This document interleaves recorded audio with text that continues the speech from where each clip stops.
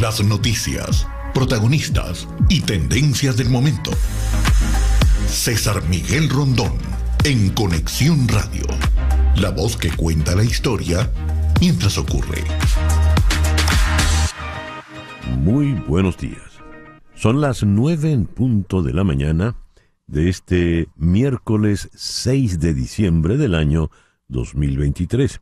Y en este momento, a las 9:00 de la mañana de este día 6, usted está sintonizando en Conexión Radio por Éxitos 107.1 FM, la emisora del sur de Miami, Territorio Éxitos. Usted también nos puede escuchar en su teléfono celular, donde quiera que usted se encuentre, con la aplicación Actualidad Media Group. Esa aplicación usted la puede descargar de manera gratuita en su teléfono celular. Y si usted entra en www.exitos107.com, además de escucharnos, pues nos puede ver. Y aquí recibo el saludo de María Isabel Vargas en Palmersville, Tennessee, María Fernanda Mazzarelli en Buenos Aires. Bueno, no dice si es en Buenos Aires, lo que dice es buenos días desde Argentina. Henry Moreno en Atlanta. Seguimos sorprendidos por el espectáculo del Esequibo. ¿A dónde van?, se pregunta. Daniel Laorden. En Caracas toca acostumbrarme al horario de invierno, 1 hora más. Así es, bueno, en realidad es menos. Jesús Grajirena desde Caricuao, Parroquia Ambiental. Hugo Boscán. Con 17 grados, día feriado en España, porque es el aniversario de la Constitución, así es. Carlos Cuevas en Filadelfia, Aleja González en Caracas, doña María Alicia Sifonte, siempre tan consecuente, muy orgullosa porque fuimos a la Casa Blanca, caramba, muchísimas gracias. Guillermo Lozada está en Johns Creek, Georgia. Alfredo Eduardo Pedrique, Alfredo y Marianela en Toronto, Nancy Teresa Herrera en Valencia, Miguel Colmenares en Melbourne, Jesús Aguilar en Arequipa, Magali Hernández en Dublín, Chere Ramos en Caracas, Ani Galvis le manda cariños a Barbarita, Mimón y Ani, están en Bogotá, Iris Mendoza en La Serena, Chile, en fin, de todas partes reportan la sintonía de En Conexión Radio. En Conexión Radio es una producción de Floralicia Anzola para Éxitos 107.1 FM. Muy buenos días, Floralicia. Buenos días, César. Y llegó el Pacheco. Aquí en Doral, que no siempre hace frío, hoy está haciendo un poquitico de frío. Apenas me bajé del carro, sentí el viento helado en el rostro. Helado para quienes vivimos en Miami, entre paréntesis. Sí. Más arriba, olvídense. Laura Rodríguez, un año más vieja ya en la producción general. Eso, muy buenos días, Laura. Buenos días a todos. Laura, regáñalo. Pero tiene la fortuna de que todavía la gente la llama Laurita. Sí. Siempre va a ser Laurita. En Madrid está Mariel Sofía Rodríguez en la producción informativa. Buenos días, Mariel Sofía. Hola, muy buenos días a todos. Feliz miércoles. En la edición y montaje está Jesús Carreño. La edición y montaje está Jesús Carreño y Carlos Prato en los controles. Carlos, buenos días. Buenos días a todos. Y ante el micrófono, quien tiene el gusto de hablarles, César Miguel Rondón. Hoy es la festividad de San Nicolás de Bari, el santo del cual se origina la figura de Santa Claus o Papá Noel. Y por ser San Nicolás de Bari es que, por ejemplo, los venezolanos le llaman San Nicolás. Patrono de Rusia, de Grecia, de Turquía. Es uno de los santos más destacados de la antigüedad. Además de él, bueno, felicitaciones a todos los Nicolás, menos a aquel. Es el día de San Servio. Felicitaciones a los serbios. San Tercio. Alguien que se llame Tercio, ¿no? Santa Acela, Santa Leoncia y San Mayórico. En el calendario astrológico de Enrico Mariani nos dicen que la luna está todavía menguando en Virgo, pero a partir de las 11:35 de la mañana va a entrar menguante en Libra. La luna de Libra es la luna de la paz, es la luna de la armonía, es la luna de la reconciliación, la luna en la que se llega a acuerdos, se puede llegar a acuerdos donde todas las partes sean beneficiadas. Es la luna del equilibrio. Luna, de manera que hoy tenemos un sol y dos lunas. Luna menguante en Virgo a partir de las 11:35, menguante en Libra, sol en Sagitario este miércoles 6 de diciembre del año 2023. Como nos había dicho el amigo que nos saludó desde España, hoy es el día de la Constitución Española. El 6 de diciembre se celebra el Día de la Constitución, un festivo nacional que rinde homenaje a la Carta Magna de todos los españoles, donde se recogen sus derechos y deberes, las libertades, la organización del Estado y todas las garantías constitucionales. Es el día, también en Argentina es el Día Nacional del Gaucho. A recordar a Martín Fierro. Es el Día Nacional del Productor de Radio y Televisión en la Argentina. En Bélgica es el Día de San Nicolás. En Canadá es el Día Nacional del Recuerdo y Acción contra la Violencia hacia la Mujer. En Ecuador hoy es el Día de la Fundación de Quito. Es el Día de la Independencia en Finlandia. Es el Día Nacional, el Día de la Policía Nacional del Perú. Y en Uruguay es el Día del Psicólogo. En nuestro programa de hoy vamos a comenzar con Lima, con Diana Seminario en Lima, porque ayer hablábamos de Fujimori va a permanecer en prisión. Pues no, la Corte Suprema le restituyó el indulto y hoy sale en libertad. Con Andrés Rojas Jiménez vamos a comentar las últimas declaraciones, la postura de Nicolás Maduro con relación al tema de Guyana y el petróleo. La última es que ha dicho, aquí tengo la información, le doy 3 meses a Chevron para que abandone el consorcio en aguas del Esequibo. Hay movilización de tropas brasileñas hacia la frontera en Guyana, ante las amenazas y la tensión que se está viviendo con Venezuela. Esto lo vamos a abordar con el doctor Sadio Garavini. En Caracas. En Washington vamos a conversar con el periodista de The Hill, Rafael Bernal.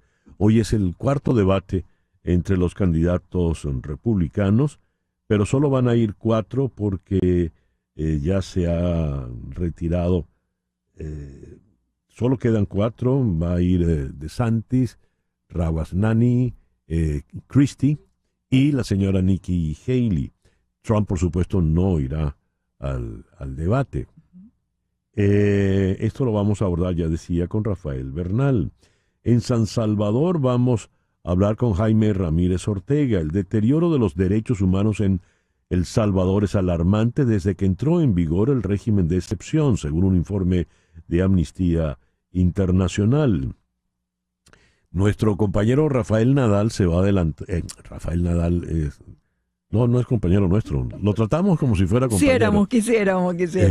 Quiero decir, nuestro compañero Daniel Chapela se va a adelantar en el estudio antes de Expreso Deportivo para hablar del retorno a la cancha de nuestro compañero Rafael Nadal. El foro de hoy lo vamos a dedicar al liberalismo. ¿Qué es tanto que se habla de ser liberal o ser neoliberal? ¿De qué hablamos en política cuando decimos esto? ¿Quiénes son realmente liberales o neoliberales? Lo vamos a abordar con la politóloga María Verónica Torres en Caracas y con el semiólogo y analista político Aquiles Esté en Madrid. Esa será la agenda de nuestro programa para el día de hoy. Al repasar las efemérides del 6 de diciembre, tenemos que en el año 345 muere Nicolás de Bari, obispo y santo turco, San Nicolás. El 6 de diciembre de 1534, el conquistador español San Sebastián de Belalcázar funda la ciudad de Quito, con el nombre de San Francisco de Quito, en las faldas orientales del volcán Pichincha. La aldea indígena que estaba allí se llamaba Quito, y los españoles la bautizaron Quito. El 6 de diciembre de 1768, a mediados del siglo XVIII, se publica la primera edición de la Enciclopedia Británica.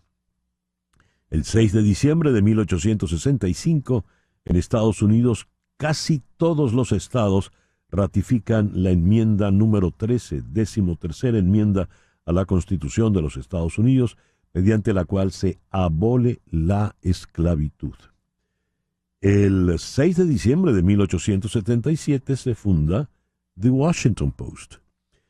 El 6 de diciembre nació Lupita Ferrer en la ciudad de Maracaibo. Está cumpliendo. ¿Vas a hacer eso? Bueno, aquí dice ¿Vas a atreverte? Aquí dice la fecha. Di la fecha, no digas cuánto está cumpliendo. Bueno, saquen la cuenta. 1945. Años después, el 6 de diciembre, nació Alicia Machado, otra belleza venezolana. 1976. Me vieron con unos ojos. El 6 de diciembre, aquí una fecha no grata, de 1998, hace 25 años, fue electo Hugo Chávez, presidente de Venezuela. El 6 de diciembre del año 2002, 4 años después, ya había malestar y manifestaciones en contra de Hugo Chávez y se concentraban en la Plaza Francia, en la Plaza Altamira, en Chacao, Caracas. Pues el 6 de diciembre del 2002 se produjo una masacre en la Plaza Francia de Caracas, causada por un individuo de nombre Joao de Gouveia, quien asesinó a 3 personas y dejó a 29 personas heridas.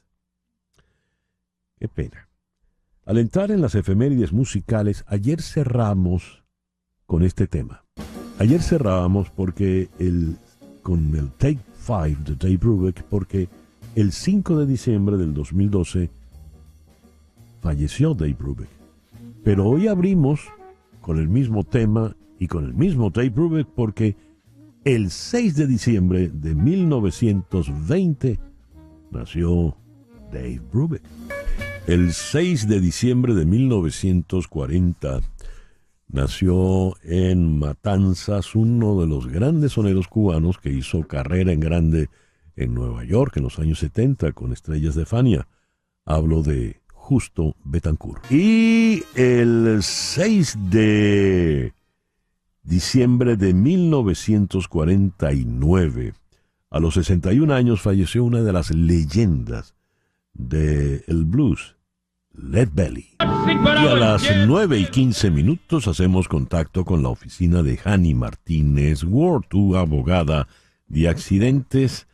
En la línea telefónica está de esta oficina Javier Pacheco. Javier, muy buenos días, gracias por atendernos. Hola, buenos días, César, ¿cómo estás? Bien complacido de estar con ustedes el día de hoy, contento de estar con ustedes el día de hoy.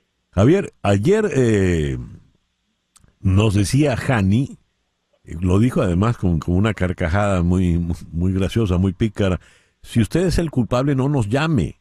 Nosotros solo atendemos a las víctimas.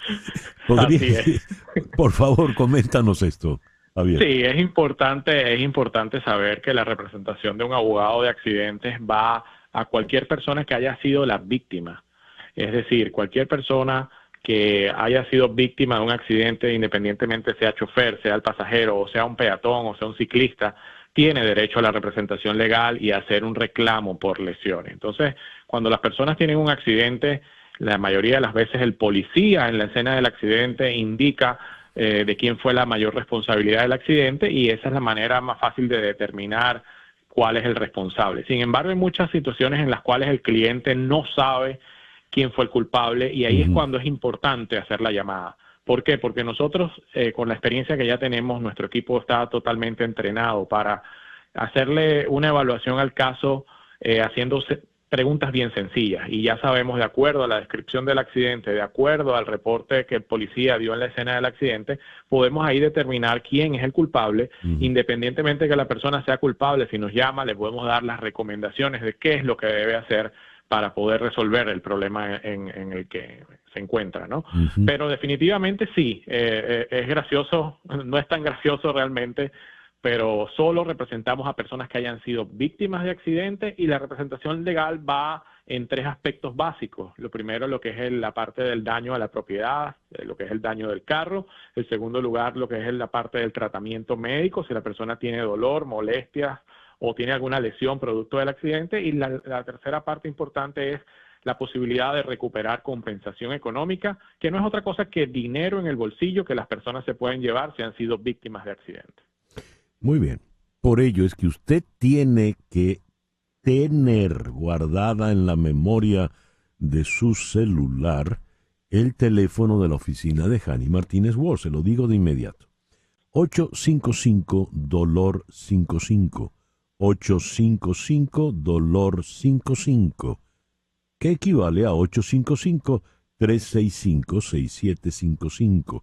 Repito, 855-365-6755. Es muy caro el servicio que brindan ustedes, Javier. Bueno, realmente el servicio de un abogado de accidentes solo se paga, la persona solo paga si hay compensación económica. El servicio, los honorarios de abogados vienen de la compensación económica del seguro del culpable. Así que usted puede tener la mejor representación legal en el sur de la Florida si nos llama, y le va a costar lo mismo que contratar cualquier otro abogado, porque es un porcentaje del dinero que se recupera como compensación, lo que es el honorario de abogado. Le repito el teléfono, ya lo sabe, usted no va a pagar nada de entrada. 855-DOLOR-55, 855-DOLOR-55, que equivale a 855-365-6755. ¿Algo más, Javier? No, la recomendación, tener el número a mano. Recuerden que esto no es un restaurante que a lo mejor baje el viernes o baje el sábado. Importante tener el número a mano, y si ha estado en un accidente, llámenos desde la escena del accidente para poder darle las recomendaciones adecuadas desde el momento que ocurrió el accidente. Así es, 855-DOLOR-55, el teléfono de Hanny Martínez Ward, tu abogada de accidentes. Muchísimas gracias, Javier. Feliz día para todos. Javier Pacheco, de la oficina de Hanny Martínez Ward. El editorial con César Miguel Rondón.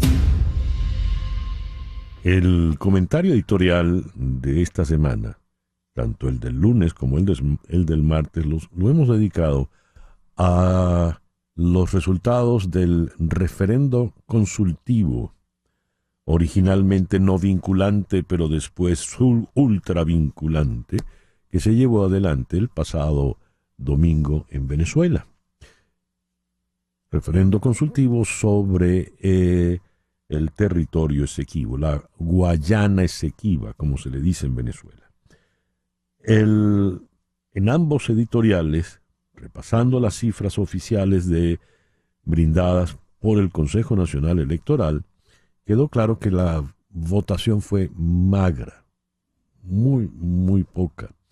Y no tenemos la precisión de cómo fueron respondidas las preguntas. Los números son absolutamente vagos.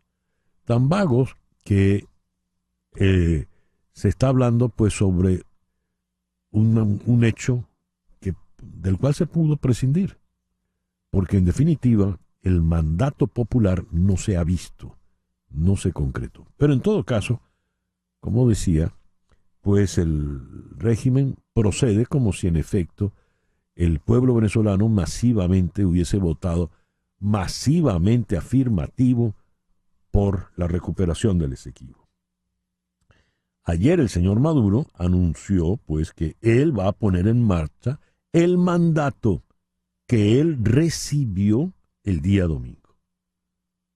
Fíjense, pareciera que el referendo además era para él.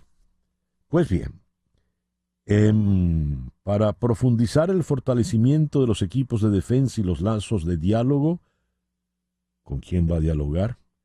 Creó la Alta Comisión por la Defensa de la Guayana Esequiba, integrada por el Consejo de Estado y el Consejo de Defensa de la Nación, así como los voceros de las religiones, las universidades y las academias, para que lleve adelante la decisión que el pueblo aprobó el domingo. Entonces propone activar el debate para iniciar la discusión de la ley para crear la Guayana Esequiba y que se regule el estado de la Guayana Esequiba y se ejecuten las decisiones que se tomaron el domingo pasado. El domingo pasado no se tomaron decisiones. 2. Crear la zona de defensa integral Guayana Esequiba, con 3 áreas de defensa integral que dependerá directamente del SODI Guayana Esequiba, que funcionará desde Tumeremo. El mayor general Alexis Rodríguez Cabello será el jefe de la SODI Guayana Esequiba. 3. Se le ordena a PDVSA iniciar operaciones en el Esequibo. ¿Va a entrar PDVSA? ¿Va a cruzar la frontera? 4. Se le ordena a Petróleos de Venezuela y a la Corporación Venezolana de Guayana iniciar las operaciones de exploración y la emisión de permisos para iniciar operaciones de exploración y explotación en el área de la Guayana Esequiba.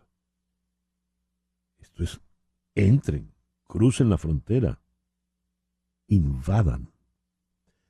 Además, dijo que le da 3 meses a Chevron para que abandone el consorcio en las aguas del Esequibo.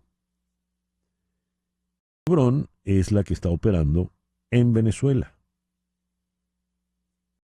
A Chevron de Venezuela. Así van las cosas. Mientras, Brasil ha reforzado su frontera norte, ha enviado vehículos blindados y más tropas a Boa Vista, la capital del estado de Roraima, que limita con Venezuela y Guyana. Por la tensión que se está viviendo en esa frontera, ya los brasileños están oliendo los vientos de guerra. 9:24 de la mañana, una pequeña pausa y ya regresamos con las noticias más importantes de este miércoles 6 de diciembre. Continuamos en breve con César Miguel Rondón en Conexión Radio por Éxitos 107.1 FM. A las 9:27 entramos con las noticias más importantes de este miércoles 6 de diciembre. Las fuerzas israelíes han entrado en la segunda ciudad más grande de Gaza, Khan Younis, mientras la ofensiva terrestre de Israel se expande hacia el sur. Las autoridades dicen que los últimos combates entre Israel y Hamás han sido los más intensos desde que comenzó la guerra hace 2 meses, mientras Israel busca desmantelar lo que dice es el último gran bastión de Hamás. Según se informa, Israel ha hecho preparativos para inundar los túneles de Gaza con agua de mar, como parte de los esfuerzos por destruir un sistema de túneles subterráneos utilizado por Hamás. El Senado de los Estados Unidos vota hoy el paquete de ayuda militar de $105,000 millones para Ucrania e Israel, que ha promovido la Casa Blanca y al que parte de los republicanos se oponen, ya que piden contrapartidas en política migratoria.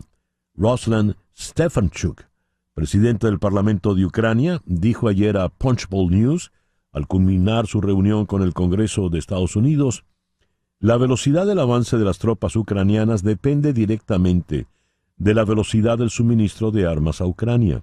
Entendemos que el gasto es elevado, pero al mismo tiempo, si Dios no lo quiere, Rusia gana.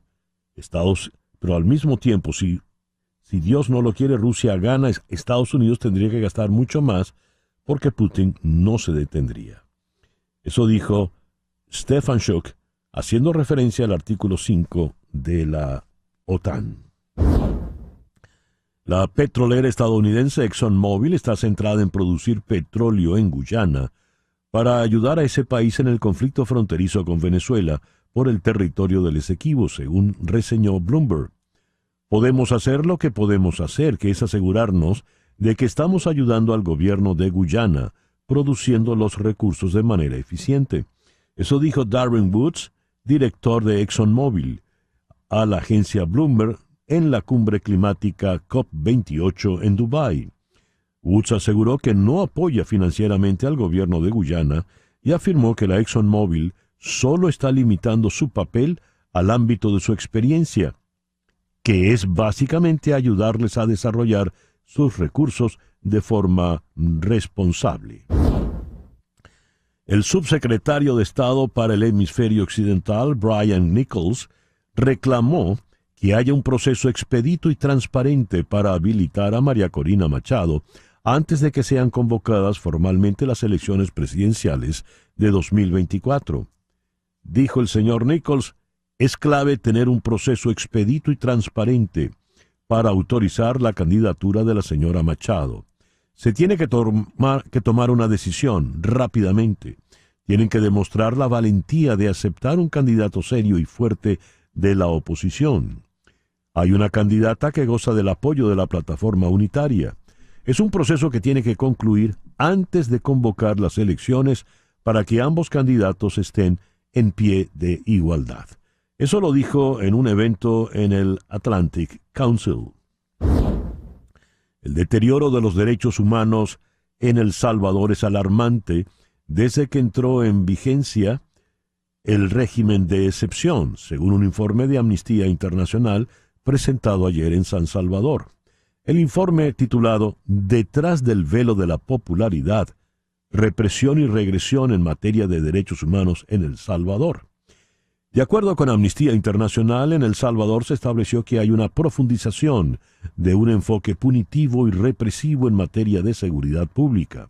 No hay un debido proceso penal debido al debilitamiento de la independencia judicial y existe tortura y malos tratos hacia las personas privadas de libertad. El régimen de excepción rige desde el 27 de marzo del año 2022. El ejército de Brasil está reforzando su frontera norte debido a las crecientes tensiones entre Venezuela y Guyana por la región del Esequibo, dijo ayer el ministro de Defensa de Brasil. Las fuerzas brasileñas están moviendo vehículos blindados y más tropas a Boa Vista, la capital del estado de Roraima, que limita con Venezuela y Guyana, después de que los venezolanos votaran en un referéndum el domingo para aprobar la anexión del Esequibo. Ninguna de las partes podrá aprovechar nuestro territorio, dijo a Reuters un oficial del ejército del Brasil. Ayer, en un fallo inapelable, el Tribunal Constitucional de Perú restituyó el indulto que le habían otorgado al expresidente Alberto Fujimori en 2017 por razones humanitarias y que luego fue revocado por la Corte Suprema en 2019. El abogado de Alberto Fujimori espera que el expresidente salga de prisión hoy, cuando finalicen los trámites administrativos correspondientes y después de que ayer el Tribunal Constitucional ordenara su inmediata liberación. La decisión del Tribunal Constitucional generó ayer el rechazo de los familiares de las víctimas de las matanzas por las cuales fue condenado el expresidente a 25 años de prisión. La desaparición de los estudiantes y un profesor de la Cantuta y la matanza de 15 personas en Barrios Altos en 1991 son los dos casos de abusos de derechos humanos por los cuales Fujimori fue condenado a 25 años de cárcel. Tal como he leído, la decisión del Tribunal Constitucional es inapelable. Es decir, ¿sale hoy Fujimori y no vuelve más nunca a la cárcel? La pregunta se la formulo a Diana Seminario, precisamente allá en la ciudad de Lima. Diana, muy buenos días, gracias por atendernos. Miguel, buenos días, ¿qué tal?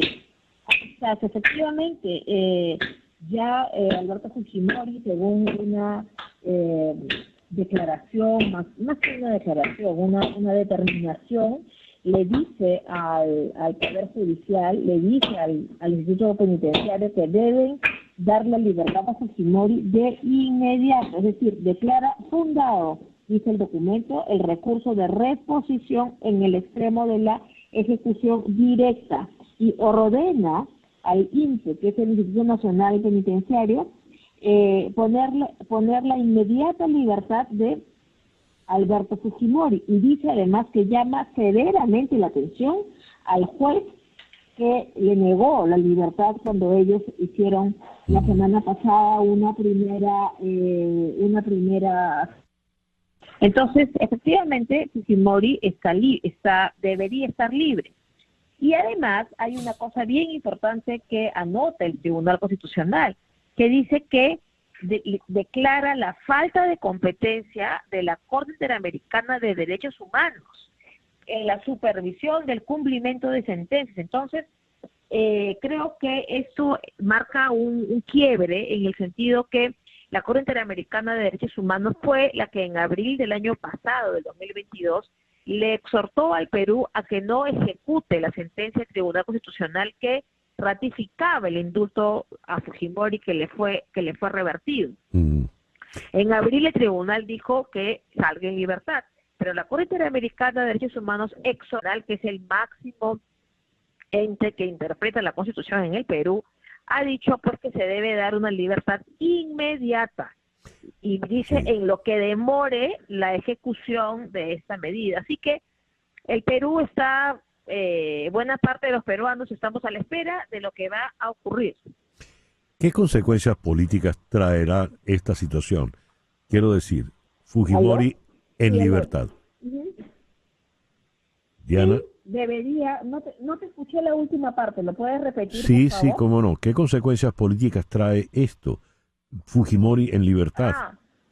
Bueno, aún no estando en libertad, el solo hecho de que se mencione la palabra libertad para Fujimori genera una crispación en un sector político, ¿no? Que cree pues que Fujimori debe morir en la cárcel por los estragos y los delitos cometidos, concretamente por el tema del homicidio y secuestro.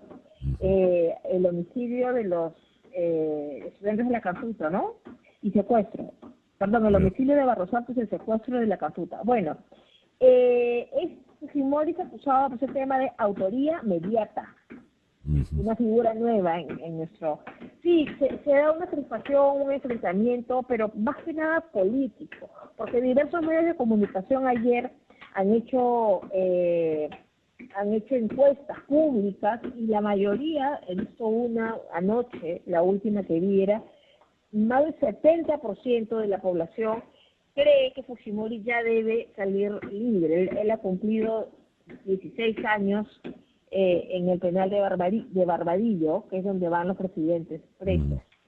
Hay una confrontación sin duda, hay una polarización sin duda, pero creo que el Perú, más allá de que nos guste o nos disguste las decisiones de la justicia, creo que como país democrático debemos ser respetuosos de la institucionalidad. Ya. Diana, muchísimas gracias por atendernos en la mañana de hoy. Diana Seminario, desde Lima. Son las 9:40 de la mañana. Una pequeña pausa y ya regresamos en Conexión Radio por Éxito 107.1 FM en Miami. En un momento regresamos con César Miguel Rondón en Conexión Radio por Éxitos 107.1 FM. Sintonizas a César Miguel Rondón en Conexión Radio por Éxitos 107.1 FM.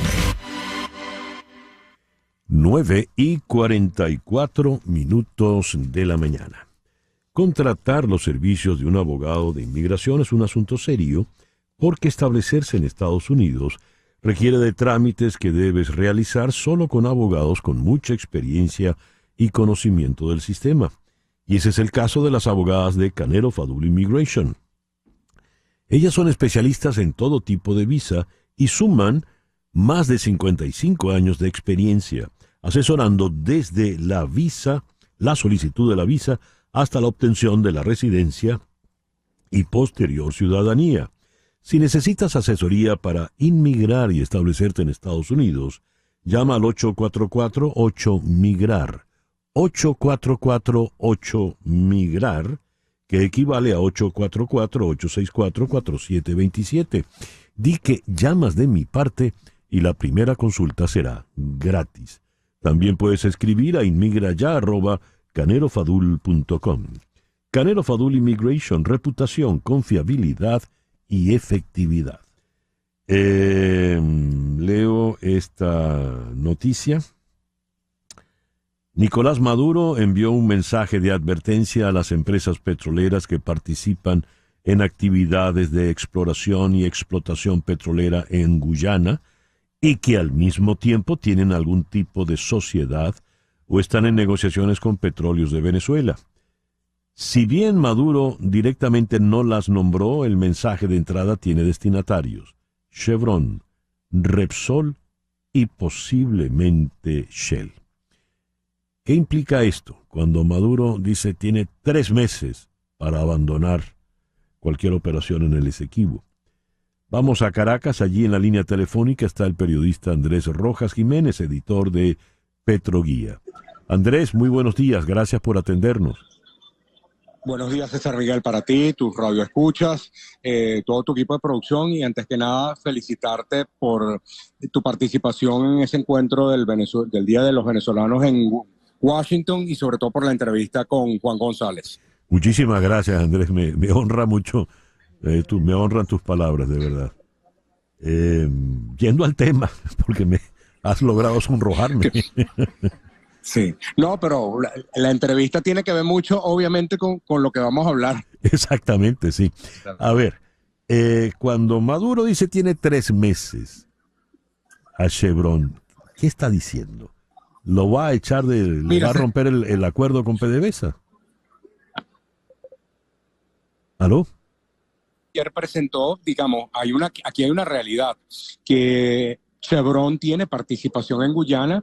Chevron compró la empresa Hess en los Estados Unidos y esa empresa Hess tenía 30% de participación en el consorcio que lidera ExxonMobil, que es la principal operación petrolera que se está realizando en Guyana prácticamente desde el año 2015. Uh-huh. Entonces, por otro lado, cuando uno ve las estadísticas del Departamento de Energía de los Estados Unidos, Chevron es el gran comprador de crudo de Guyana.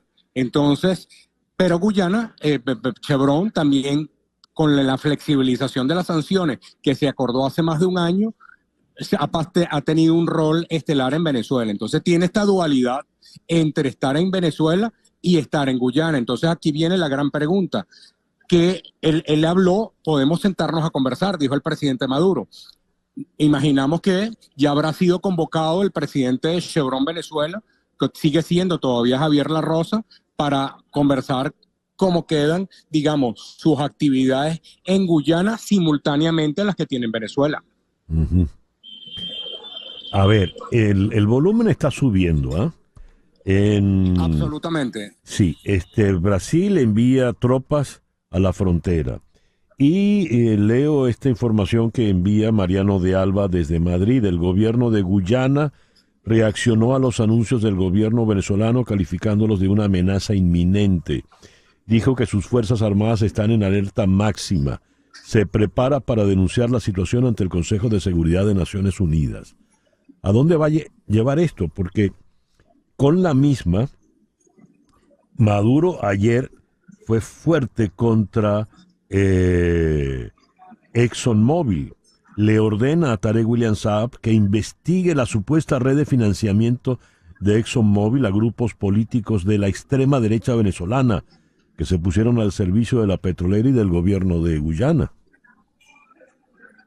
Sí, recordemos que ExxonMobil tuvo presencia aquí hasta el año 2007, cuando el presidente Chávez llevó adelante la política de expropiaciones para la conformación de las empresas mixtas. No se llegó a un acuerdo con ExxonMobil, sí ocurrió un acuerdo con Chevron. Entonces, ExxonMobil demandó a PDVSA, ganó esos juicios se le pagó a ExxonMobil, pero obviamente generó una fractura en la relación entre ambos, pero bueno, en su momento obviamente ExxonMobil tuvo un rol importante dentro de la actividad petrolera venezolana. ¿En qué va a parar esto, Andrés?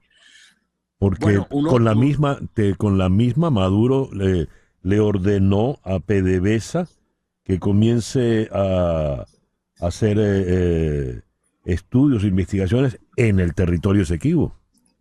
Claro, fíjate que, bueno, aquí digamos donde hay presunción de reservas de petróleo es en toda esa franja que va desde el delta del Orinoco hasta la costa de Surinam. Estamos hablando de aguas, ¿no? Prolongación marítima del Esequibo.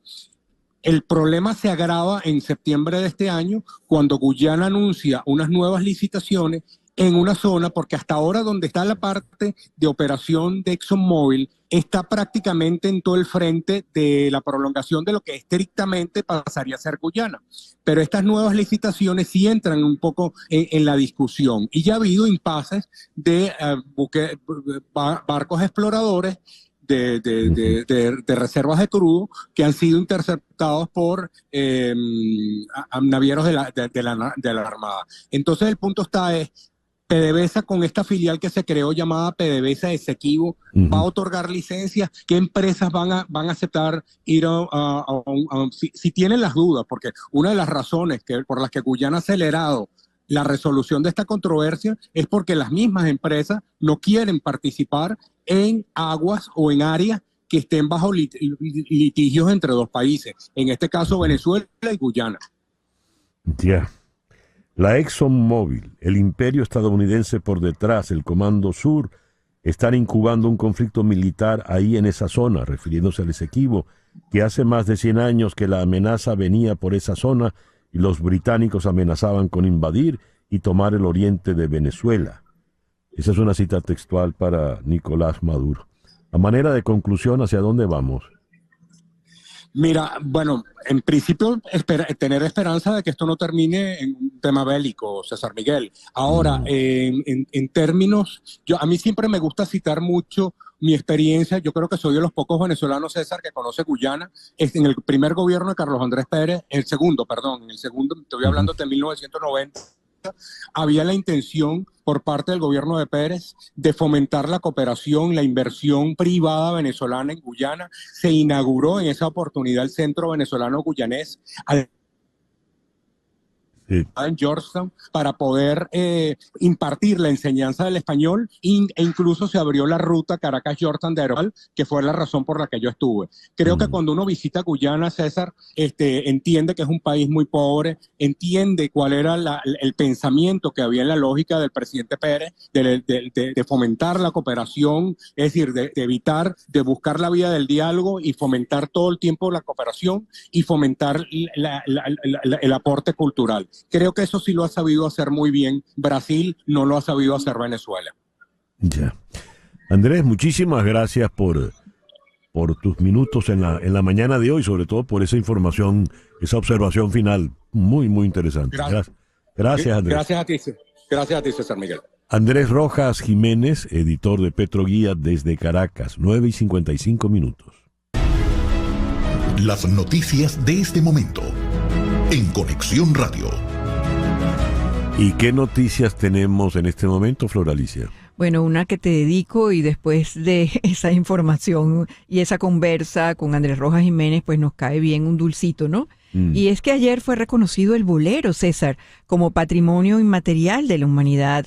El bolero nació en Santiago de Cuba, sureste, a finales del siglo XIX con Tristeza de Pepe Sánchez y luego se extendió por todo México. La candidatura como Patrimonio Inmaterial de la Humanidad fue presentada conjuntamente por Cuba y México ante la UNESCO como, cito, identidad, emoción y poesías hecha canción, lo que supone, entre comillas, un elemento indispensable de la canción sentimental de América Latina.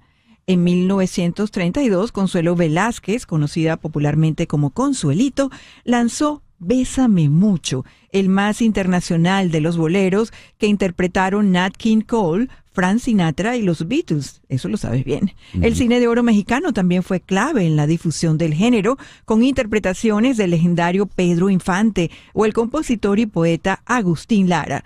Boleristas cubanos como Benny Moré, el Bárbaro del Ritmo, o Rita Montaner, la Única, hicieron carrera en México, y tríos como Los Panchos, Los Tres Haces, Los Tres Diamantes, Los Tres Reyes, entre muchos otros, dieron brillo al género en ese país y fuera de sus fronteras. Así que desde ayer, el bolero es reconocido como Patrimonio Inmaterial de la Humanidad. Provoca hacer un programa solo de boleros. Vale la pena, vale la pena. Y la alegría también. 9:56 de la mañana, pero luego del dulcito, como decías, regresemos a la amargura. En la línea telefónica está el doctor Sadio Garavini. Sadio fue embajador de Venezuela en Guyana y es un experto en el tema precisamente del Esequibo. Sadio, muy buenos días. Muchísimas gracias por atendernos. Buenos días, César Miguel, y buenos días a todos los que nos escuchan. Sadio, esto está ya tomando el conflicto con el Esequibo, está pasando de castaño a oscuro, como dice el refrán. Recién he leído esta información que nos envía el común amigo Mariano de Alba desde Madrid, del Crisis Group. El gobierno de Guyana reaccionó a los anuncios del gobierno venezolano, calificándolos de una amenaza inminente, y dijo que sus Fuerzas Armadas están en alerta máxima. Se prepara para denunciar la situación ante el Consejo de Seguridad de Naciones Unidas. ¿Qué significa esto, Sadio? Bueno, es la reacción a esta conducta desde el punto de vista internacional muy fuera de la normalidad del gobierno venezolano. O sea, ayer las declaraciones del presidente, basándose en la famosa pregunta número 5 del referéndum, que fue aprobada por los que fueron a votar en el referéndum, y está planteado una nueva zona militar, el estado Guayana Esequiba, el mapa incluyendo el territorio en reclamación. Hasta hoy hay un general ahora encargado del área del aspecto militar. Se le dice a las compañías, imagínense, a PDVSA, de que se prepare para tenga una sección Esequibo para hacer las inversiones en el territorio en reclamación, área marina, submarina, y después se amenaza a las compañías internacionales petroleras que están trabajando en Guyana, que tienen 3 meses para salir de allí, si no, tienen que salir de Venezuela. Bueno, lo interesante es que siempre se menciona solamente la Exxon, pero allí está la Chevron, por ejemplo, que es la única productora, la única americana compañía que trabaja en Venezuela, y por cierto es de suma importancia porque es la única que produce realmente de manera importante. Y después está la China National Offshore Oil Corporation, o sea, la compañía nacional china, que tiene el 25% de la compañía con la Exxon. O sea, todo esto vamos a ver qué van a hacer esas compañías. Ahora, es lógico que Guyana, frente a eso, que siempre ha planteado que, bueno, ellos quieren resolver el tema en la Corte Internacional de Justicia, y que esa es la vía para hacerlo, pero ahora estas claras y evidentes amenazas obviamente están pidiendo ayuda, y ¿dónde? Al Consejo de Seguridad de la ONU, es lógico, y después a sus potenciales aliados. Recordemos que hay países como todo el Caribe, CARICOM, Commonwealth, que siempre han apoyado. Cuba mismo siempre ha apoyado a Guyana, pero la gran mayoría de la comunidad internacional lo que apoya no es que apoya a Guyana, apoya que se resuelva el problema en la Corte Internacional de Justicia, donde nos han enviado 2 secretarios generales de las Naciones Unidas y el último buen oficiante, o sea, el último buen oficiante mediador. Entonces, evidentemente, esa va a ser la solicitud de Guyana, que la comunidad internacional ayude a Guyana, que se siente lógicamente militarmente inferior, y ahí tenemos el tema de Brasil, por ejemplo, y el tema de Estados Unidos. El Brasil siempre ha sido, nunca se ha definido en apoyo claro, directo a Guyana. Siempre habla de que las tiene que resolverse pacíficamente, de acuerdo entre las partes, etc. Pero Brasil siempre ha tenido un interés particular, la zona del estado de Roraima, del noreste brasileño, para tener su salida al Atlántico. Siempre ha pensado y trabajado en función de un puerto profundo en Guyana. Y para eso se construyó el puente sobre el río Tacutu. Se está buena parte financiando la carretera que va precisamente de Boavista, pasa por Lethem y llega arriba a Georgetown, todavía de tierra, pero evidentemente es geopolíticamente interesante para Brasil. Y después Brasil siempre ha estado interesado en defender los laudos, los resultados de los tratados. Brasil mismo tiene un laudo con la Gran Bretaña en 1904 del rey de Italia, que definió la frontera entre Guyana y el Esequibo, incluido con Brasil. Y Brasil es un país satisfecho para sus fronteras y sus laudos y sus tratados. No le interesan que se reabran ninguna de las fronteras. Claro. Y allí tenemos un posible otro aliado, indudablemente. Claro. Sadio, muchísimas gracias por estos minutos en la mañana de hoy. De nada, hasta la próxima. Un gran abrazo. Sadio Garavini, diplomático, fue embajador de Venezuela en Georgetown, Guyana. 10:03 de la mañana, una pequeña pausa y ya regresamos en Conexión Radio por Éxito 107.1 FM en Miami. Una pausa y regresamos con César Miguel Rondón en Conexión Radio. ¿Qué es liberalismo? Que cuando decimos tal persona es liberal, ¿qué estamos señalando en esa persona políticamente hablando? Y más allá, ¿qué es neoliberalismo? ¿Quiénes son liberales? ¿Quiénes están en contra de ellos? Vamos a dedicar a esto nuestro foro en la mañana de hoy. Estamos esperando hacer contacto con la politóloga María Verónica Torres en Caracas, pero en Madrid está ya con nosotros el semiólogo y analista político Aquiles Esté. Aquiles, muy buenos días, muchísimas gracias por acompañarnos en esta mañana. Seguro, un gusto estar en tu programa, gracias por la oportunidad. Aquiles, ¿qué es liberalismo, políticamente hablando? Bueno, ese es un término complicado en el sentido de que tiene dos usos a través a ambos lados del Atlántico. En el uso que se le da en Estados Unidos, donde entiendo están ustedes, es distinto al que se le da en Europa. Los liberales en Estados Unidos se asocian más al mundo de la izquierda, de las reivindicaciones sociales, de los derechos civiles. El liberal en Estados Unidos es aquel que aboga por las libertades civiles y aboga por el control de la economía. El liberal en Europa es alguien que aboga por el control de los derechos civiles y por la libertad económica. Entonces, son dos términos que se usan en sentido opuesto a ambos lados del Atlántico. El liberalismo es un movimiento político, económico y yo diría incluso filosófico que promueve la libertad tanto en los derechos civiles como en el ámbito económico.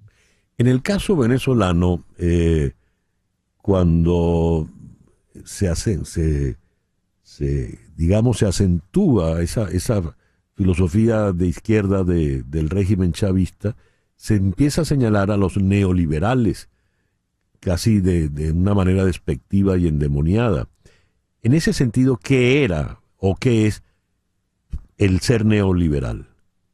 Bueno, eso es un término que justamente se inventó la izquierda, yo diría hacia finales de los 80, para describir con cierto tono despectivo a las nuevas corrientes políticas que se inspiraban en el liberalismo clásico. El liberalismo clásico, ojo, yo no soy un especialista, ¿verdad? Yo hago mercado político, yo no soy un especialista en filosofía política, pero sí tengo algún manejo de estos términos, ¿verdad? El liberalismo clásico se origina en los grandes economistas austríacos, vale decir, von Mises, incluso gente como Isaiah Berlin en el Reino Unido. Es decir, es un movimiento que tiene su foco entre Austria y entre Viena y el Reino Unido y Londres, Escocia, que abogan por la libertad económica como derecho fundamental, las libertades individuales como derechos fundamentales. Entonces, la izquierda, para responder tu pregunta, para denostar de las nuevas corrientes liberales que estaban surgiendo en todas partes del mundo, particularmente en América Latina, llamaron neoliberales a gente que con mayor precisión insurgió en el Chile de los últimos años de Pinochet y más recientemente en los gobiernos digamos de centro derecha o de derecha en Colombia con Uribe y esas otras expresiones con Macri. Es decir, la izquierda los llamó neoliberales, pero tiene razón, es el término despectivo que yo por lo menos yo tiendo a rechazar, yo no lo uso. No describe bien lo que son estos nuevos movimientos liberales en el sentido europeo, perdón. Eso te iba a decir, esa concepción apunta más a lo que se entiende en Europa por ser liberal, ¿verdad? Por sí, señor. Defender la libertad individual, defender la iniciativa privada, defender la propiedad privada. ¿Por qué en Estados Unidos? Y no solamente eso. Ahí es donde hay que tener un poquito de cuidado, porque los liberales clásicos, y en eso von Mises fue muy claro, los liberales clásicos no querían ser percibidos como conservadores. En eso hay que tener mucho cuidado, porque ahí hay un merengue de muchas cosas. Un liberal clásico no le gusta que lo llamen conservador. Un conservador es alguien que no aboga por la libertad abierta en cuanto a los derechos civiles. ¿Me explico? Interesantísimo eso. Por ello es que en Estados Unidos, por ejemplo, ser liberal, se dice liberal a alguien que sea de izquierda. Sí. Y un conservador no es exactamente un liberal en el sentido europeo. Un conservador es alguien que quiere regular los derechos civiles. Un liberal clásico no es alguien que promueve la libertad individual en términos de derechos civiles. De modo que ese merengue siempre hay que tenerle mucho cuidado. Si lo vemos en Estados Unidos, entonces al liberal se le va a oponer el conservador, el derechista. Sí, señor, exactamente. ¿Verdad? Sí, señor. Liberal sería un demócrata y conservador sería un republicano. Así es. Y en Europa, ¿quién se opone al liberal?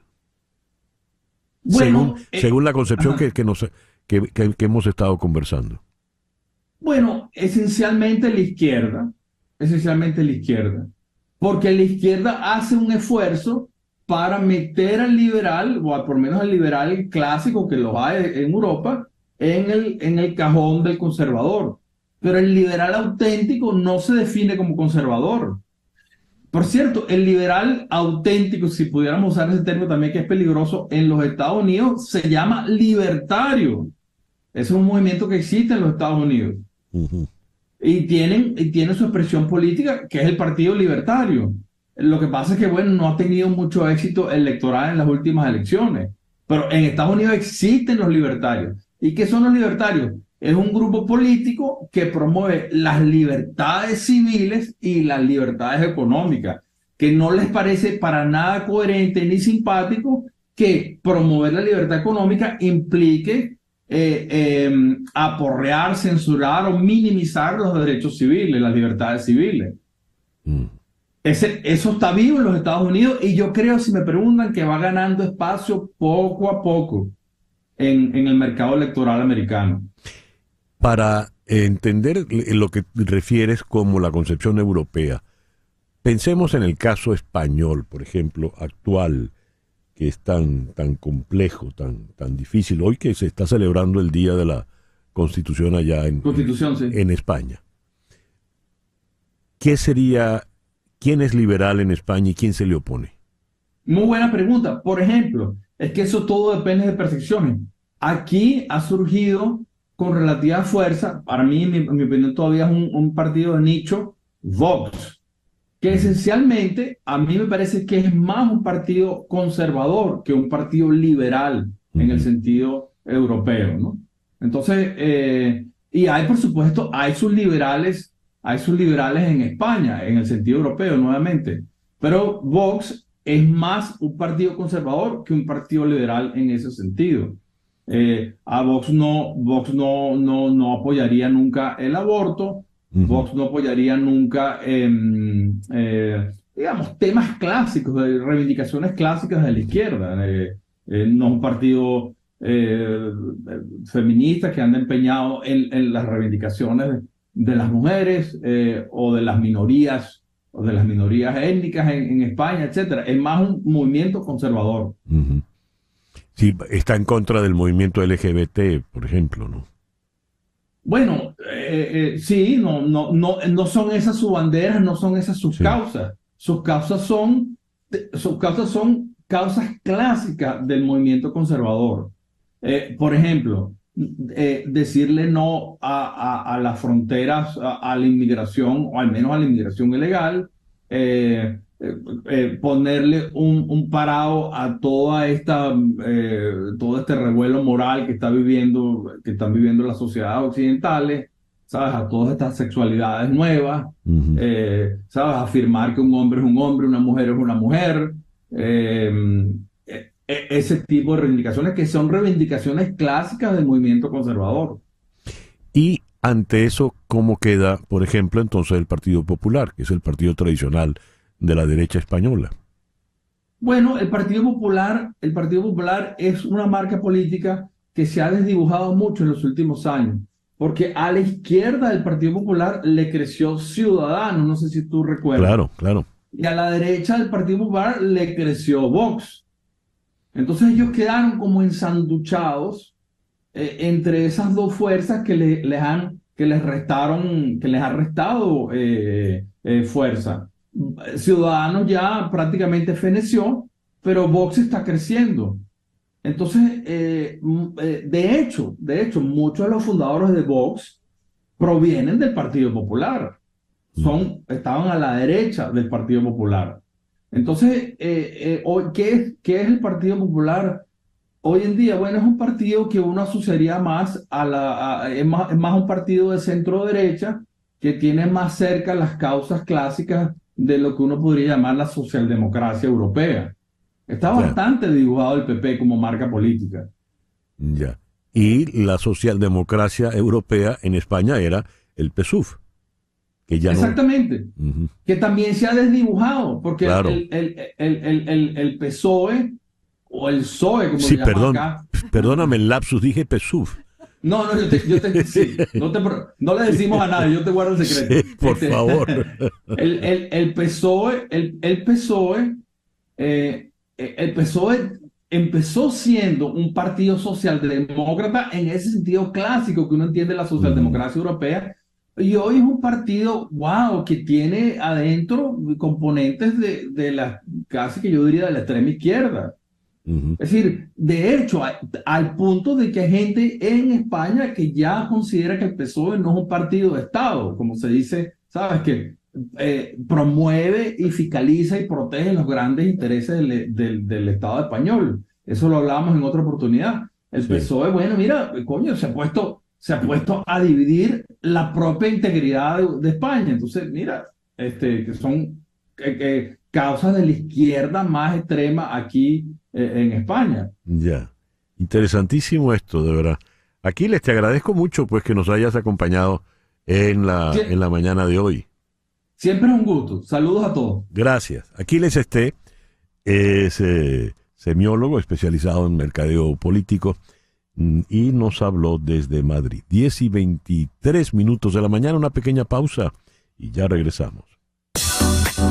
En un momento regresamos con César Miguel Rondón en Conexión Radio por Éxitos 107.1 FM. Hoy se va a producir el cuarto debate entre los precandidatos del Partido Republicano. Cada vez van siendo menos. En esta oportunidad solo estarán 4. Ron DeSantis, Nikki Haley, Vivek Ramaswamy y el exgobernador de Nueva Jersey, Chris Christie. ¿Qué se espera de este debate? ¿Qué van a debatir? Vamos hasta Washington. Allí en la línea telefónica está el periodista de The Hill, Rafael Bernal. Rafael, muy buenos días. Gracias por atendernos. Estás en mute, Rafael. A ver. Disculpen, mucho gusto estar con ustedes. Gracias, Rafael. ¿Qué van a discutir hoy? ¿Cuál es la agenda de temas?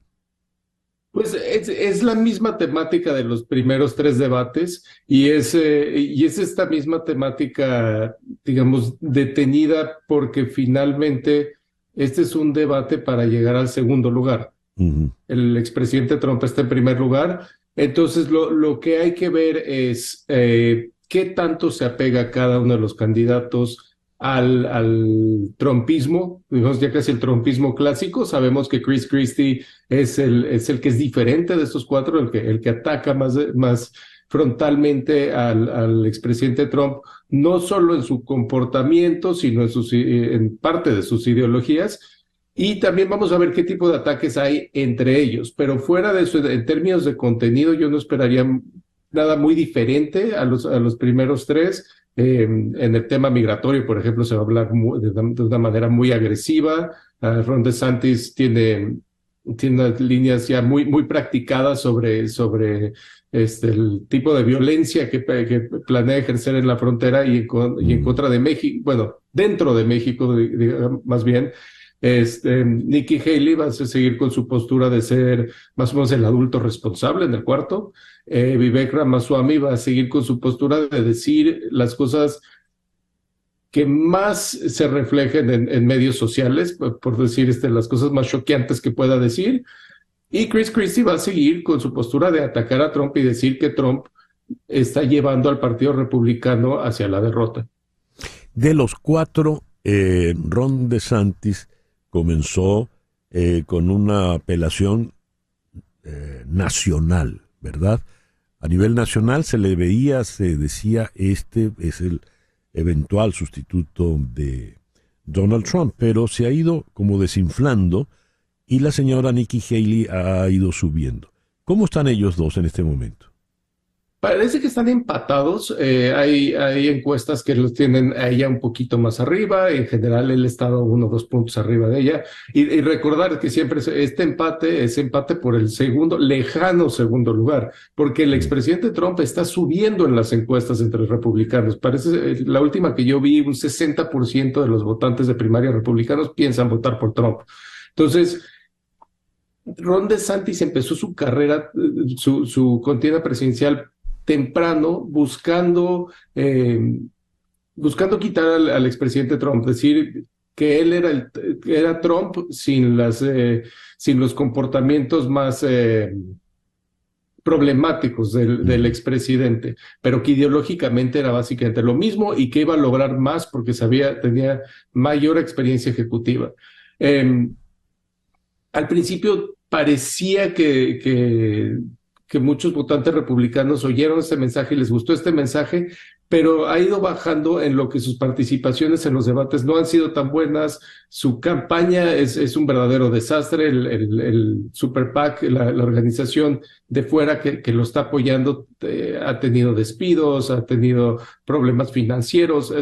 Realmente no es una campaña que se esté manejando bien desde un lado, desde un punto de vista objetivo, no ideológico, simplemente administrativo.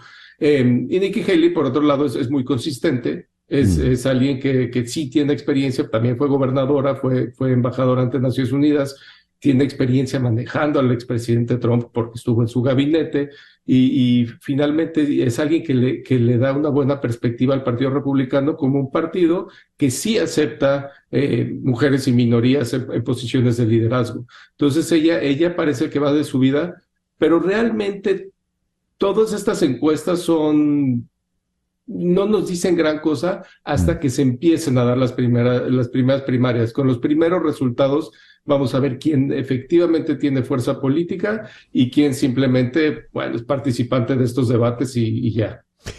Sobre lo que comentaste sobre la señora Haley, Rafael, se especula que quizá pudiese ser la candidata a vicepresidenta de Donald Trump. ¿Ves eso factible? Sí, absolutamente factible. Obviamente nadie quiere abiertamente decir que están compitiendo por el segundo lugar, pero lo sabemos aquí. Y el segundo lugar en una primaria partidista es la vicepresidencia.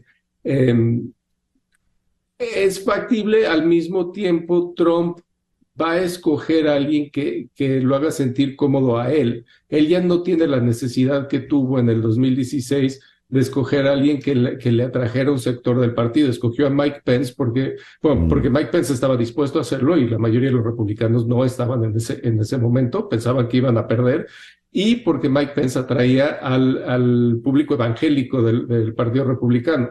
Ahora Trump no necesita que nadie lo ayude para atraer republicanos. Eso simplemente no le afecta de una manera u otra. Él es el Partido Republicano.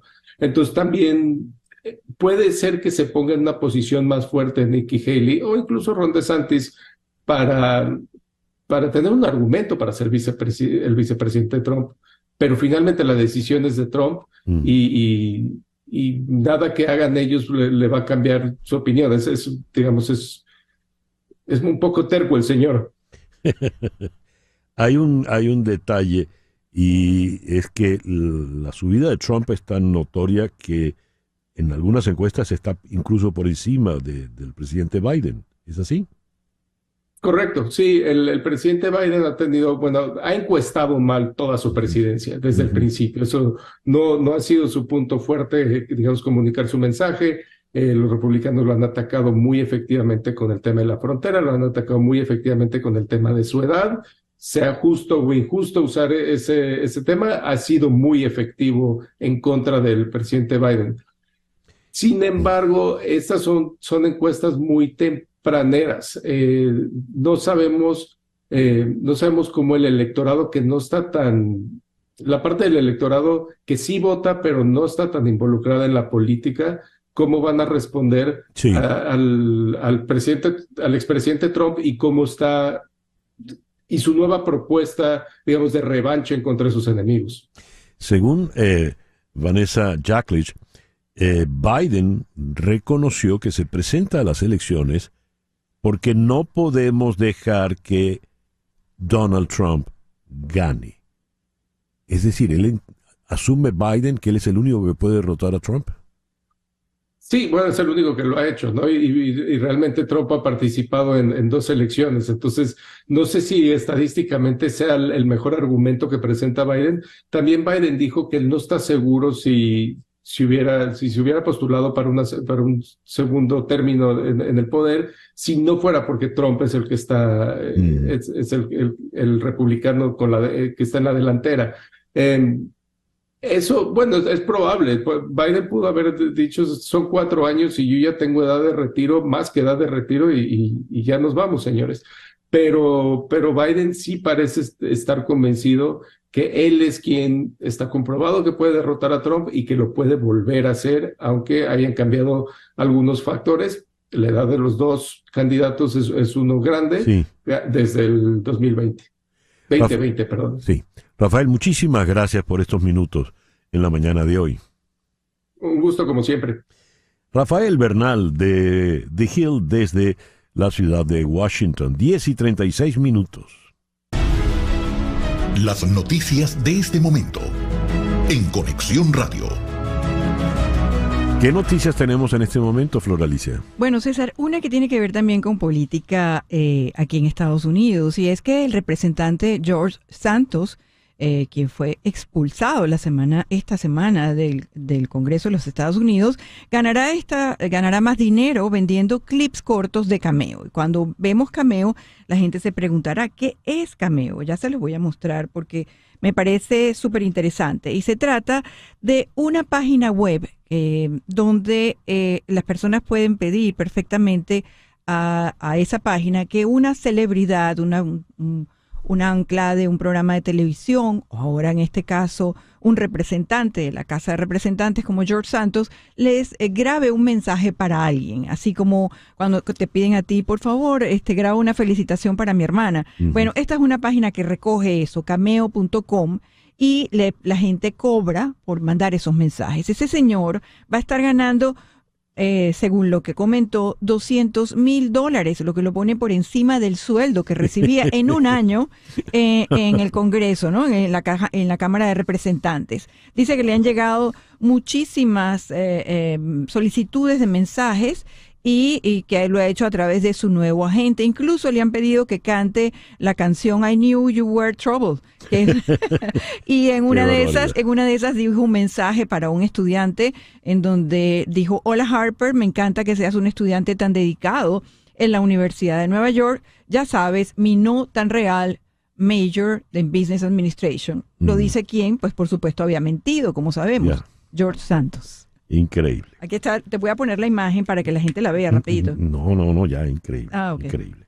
Son las 10:38, vamos a San Salvador, donde Amnistía Internacional ha presentado un informe donde dice el deterioro de los derechos humanos es alarmante desde que entró el régimen de excepción. A ver, en la línea telefónica está el abogado Jaime Ramírez Ortega, en San Salvador. Jaime, muy buenos días. Muchísimas gracias por atendernos en esta mañana. Un saludo muy cordial al equipo de Conexiones que nos ve en todo el mundo. ¿Qué tan alarmante es la situación según este informe de Amnistía Internacional? Bueno, en El Salvador lo que ocurre en estos momentos es una deriva autoritaria donde en la figura de una sola persona se ha concentrado todo el poder. Esto significa que no hay independencia judicial, no hay una separación de poderes y tampoco hay jueces independientes que puedan administrar justicia de manera objetiva en El Salvador. De manera que todas las personas que ahora están siendo detenidas en El Salvador, lamentablemente, algunos digamos que sí tienen un pasado o tienen un presente con las pandillas, otros no tienen nada que ver con este tema pandilleril, cuyo único crimen es vivir en zonas marginales o simplemente por ser pobres los han detenido en El Salvador. Ahora, hay una situación que en El Salvador estamos viviendo todos los que estamos acá, y es que todos aquellos que tratamos de defender el Estado de Derecho, la legítima defensa, el debido proceso, y los derechos humanos de las personas, automáticamente hay un discurso que te pone o te coloca como que si tú estás defendiendo pandilleros, lo cual no es cierto. Y está muy bien que se persigan los pandilleros hasta por debajo de las piedras en El Salvador. Lo que sí no está bien es que estén deteniendo personas de manera injusta que no tienen ni una orden de captura, no tienen un pasado con el crimen, no tienen antecedentes policiales que los vinculen a crímenes cometidos con las pandillas. Por lo tanto, en este contexto, hay una flagrante violación a los derechos humanos donde las personas, al ser detenidas, son decretadas por medio de un Twitter como culpables de ser pandilleros sin serlo. Y esto es lo que es preocupante porque no tienen derecho a una legítima defensa ni tampoco a un debido proceso. ¿Cómo se logra establecer la distancia? Entiendo que viene una especie de razzia represiva, ¿verdad? Y caen todos por igual, pandilleros y no pandilleros. ¿Cómo se puede establecer la diferencia? Y en todo caso, ¿por qué el gobierno del presidente Bukele no hace la diferencia? Muy interesante tu pregunta. El artículo 11 de la Constitución de la República de El Salvador, aún vigente, que algunos seguidores del presidente desprecian esta Constitución, pero con esta misma Constitución el presidente llegó al poder. Este artículo 11 dice en particular que toda persona que ha sido detenida y que va a un proceso, dice que se debe estimar como inocente hasta que no haya sido oída y vencida en juicio con arreglo a las leyes. Sin embargo, hoy le han dado vuelta a este principio. Ahora, no hay que demostrar que tú eres inocente. No hay que demostrar que tú eres una persona que no tiene nada que ver con el crimen, sino que ahora esa presunción de inocencia es presunción de culpabilidad en El Salvador. De manera que todo aquel que es detenido, basta con un Twitter del presidente o de la corporación policial que diga, hemos detenido a fulano de tal que es pandillero. Ni siquiera ponen presuntamente pandillero, sino que per se lo declaran pandillero, abrogándose el derecho de jueces y de fiscales en la calle. Y esto es lo que es preocupante porque las personas ya no tienen las facultades de poderse defender o a un acceso a una legítima defensa y a un debido proceso. Y por eso Amnistía Internacional ha decretado o determinado que en El Salvador hay una deriva autoritaria donde hay una flagrante violación a los derechos humanos. Lo que es peor aún, hay muchas personas detenidas, de los cuales ya salieron más de 7,000 salvadoreños. Esto implica que es más del 10% de las personas detenidas. Estos son los que le han ido a probar al juez que son inocentes. Y eso no debería de ser así en un Estado de Derecho, porque así lo establece el derecho penal en El Salvador. Ya. Jaime, muchísimas gracias por estos minutos en el programa de hoy. Muchísimas gracias. Saludos cordiales. Jaime Ramírez Ortega es abogado y docente universitario en San Salvador. 10:43 de la mañana, una pequeña pausa y ya regresamos en Conexión Radio por Éxito 107.1 FM en Miami. Continuamos en breve con César Miguel Rondón en Conexión Radio por Éxitos 107.1 FM. Y bien, le damos la bienvenida a nuestro compañero Daniel Chapela, que va a hablar de nuestro compañero Rafael Nadal. Bienvenido, Daniel, al programa. Muchas gracias, César. Siempre un gusto estar contigo. Gracias, igual digo. Daniel, regresa el señor Nadal a la cancha. ¿Por qué? Yo creo que por su espíritu competitivo fundamentalmente, porque siente que todavía tiene tenis para dar. Estamos hablando que su fecha de reaparición está prevista para el 31 de diciembre, 1 de enero, que es cuando comienza el torneo de Brisbane en Australia, prácticamente un año después de su último partido, que fue justamente en el Abierto de Australia, cuando el cuerpo empezó a darle señales negativas, ¿no? Como tantas veces le ocurrió, pero esta vez con una baja mucho más amplia, ¿no? Ajá, ahí es donde voy. Si hace un año el cuerpo le dijo que no, ¿por qué un año después el cuerpo le dice que sí?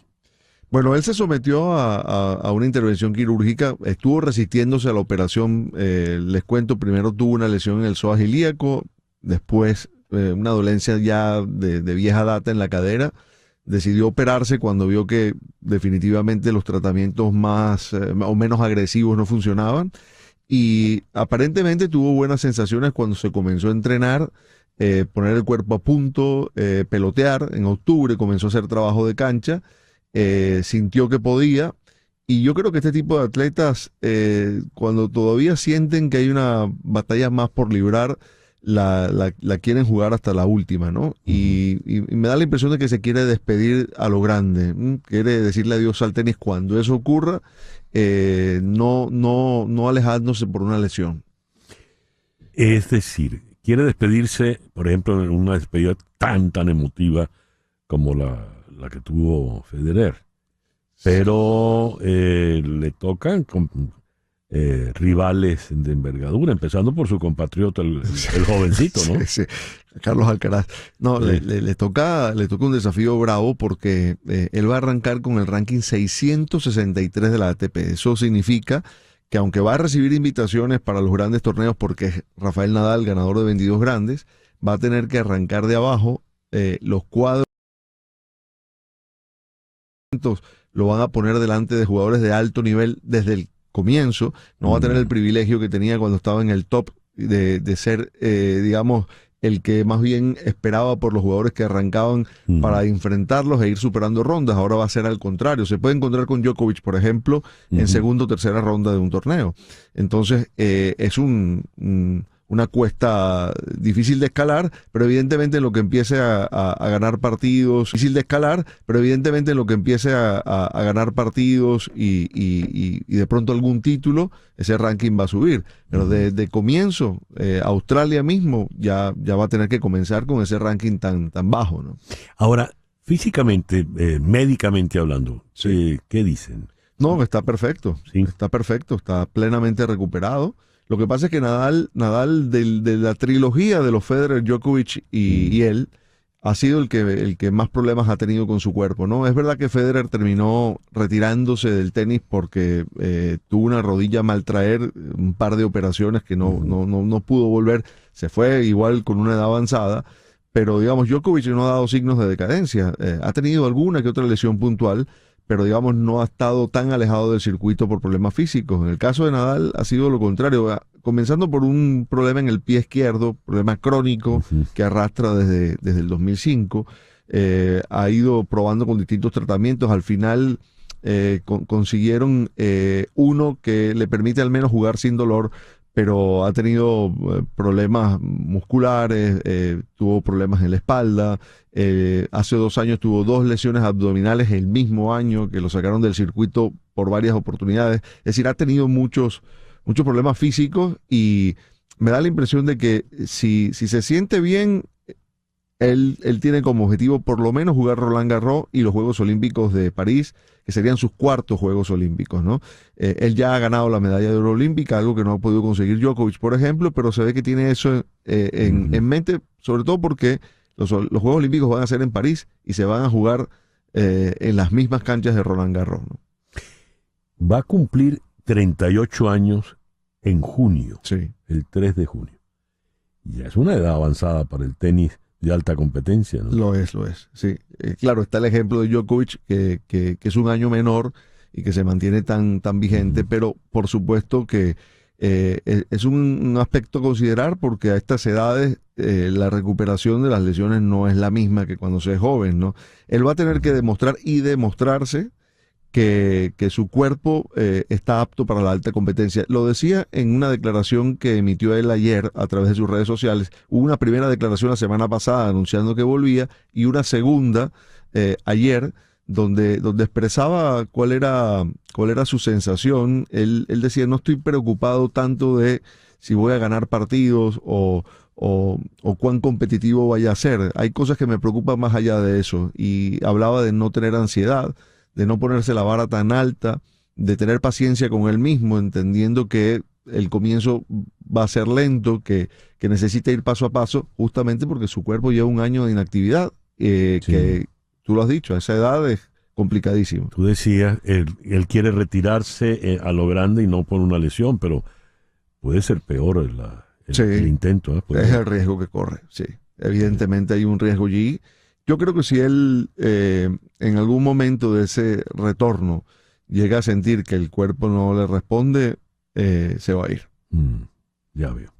Daniel, mil gracias por habernos visitado en la mañana de hoy. Te invito a que te quedes de una vez ya sentado allí. Porque muchas gracias, César. Ya regresa un placer. Con Expreso Deportivo.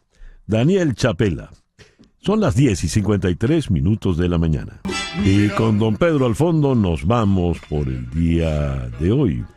En Conexión Radio fue una producción de Floralicia Anzola para Éxito 107.1 FM, con Laura Rodríguez en la producción general, Mariel Sofía Rodríguez en la producción informativa, Jesús Carreño en la edición y montaje, Carlos Prato en los controles y ante el micrófono, quien tuvo el gusto de hablarles, César Miguel Rondón.